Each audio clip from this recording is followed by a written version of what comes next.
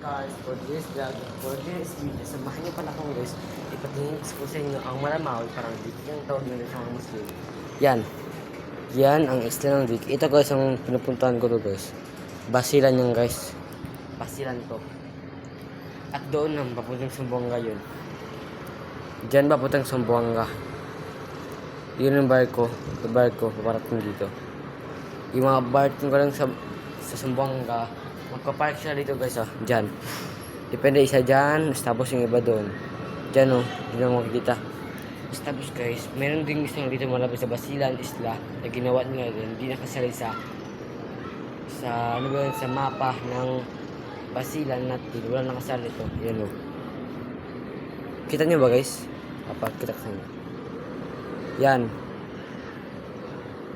Yan, parang tawag nila sa balukba. Hindi yan. Pero kung ano yan, kasi isla ng Basilan. Yung dito. Grabe guys, sobrang laki ng Basilan. Ganda.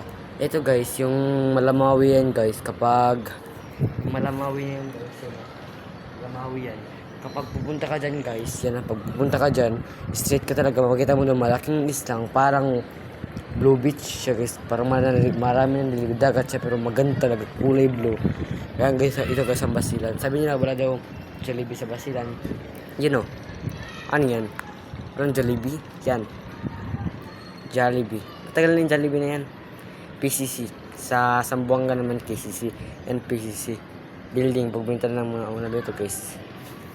Kaya hanggang ito na lang guys. Like and follow. Marami itong mosque. Gusto nyo makita yung mosque yan. Ibilang ko sa inyo. 1, 2. Doon guys, may 5 daw mosque. Yung pa isa. Yun talaga malaki dito sa Basilan mosque yan. Yun lang ang malaki. Sa Basilan. Kaya hanggang ito na lang. Like and follow.